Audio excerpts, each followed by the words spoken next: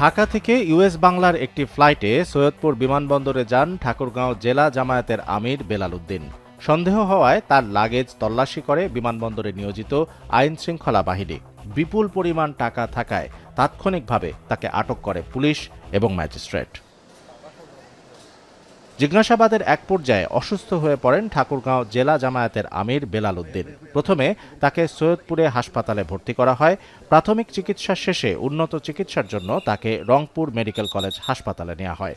এ ঘটনায় তাৎক্ষণিকভাবে রাজধানীতে জরুরি ব্রিফিং করে কেন্দ্রীয় জামায়াতে ইসলামী।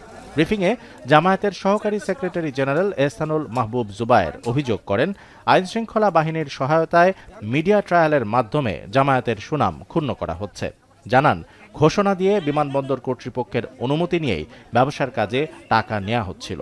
নোভা এলইডি টিভি, ঝকঝকে ছবি, নিখুঁত শব্দ, 5 বছরের ওয়ারেন্টি। নোভা মানি, সঠিক মান, নিশ্চিত সেবা। একের পর এক আমাদের নেতৃবৃন্দের উপর, আমাদের প্রার্থীদের উপর, নির্বাচনী এজেন্টদের উপর, কর্মীদের উপর হামলা হচ্ছে। তাদেরকে ফিজিক্যালি টর্চার করা হচ্ছে।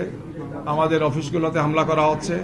একদল সন্ত্রাসী মনে হচ্ছে যে ভোটের এই পরিবেশকে নষ্ট করার জন্য, শান্তিপূর্ণ সুন্দর পরিবেশকে নষ্ট করে একটি অস্থিতিশীল অবস্থা তৈরি করা এবং জনগণকে সুন্দর শান্তিপূর্ণভাবে যাতে তারা ভোট কেন্দ্রে আসতে না পারে, এই ধরনের একের পর এক ঘটনা তারা ঘটাচ্ছেন গিয়ে।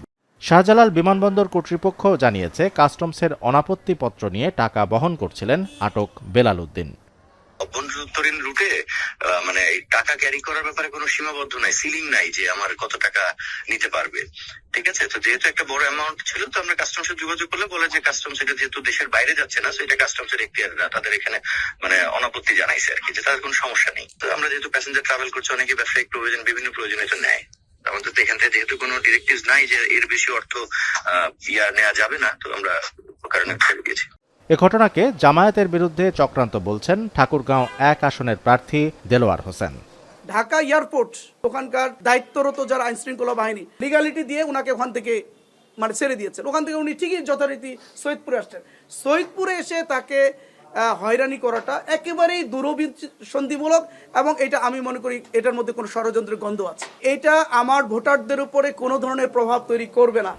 এদিকে জব্দ করা টাকা গণনা শেষে সৈয়দপুর থানার ভারপ্রাপ্ত কর্মকর্তা রেজাউল করিম জানান, ঠাকুরগাঁও জেলা জামাতের আমির বেলাল উদ্দিনের ব্যাগ থেকে ৭৪ লাখ টাকা মিলেছে।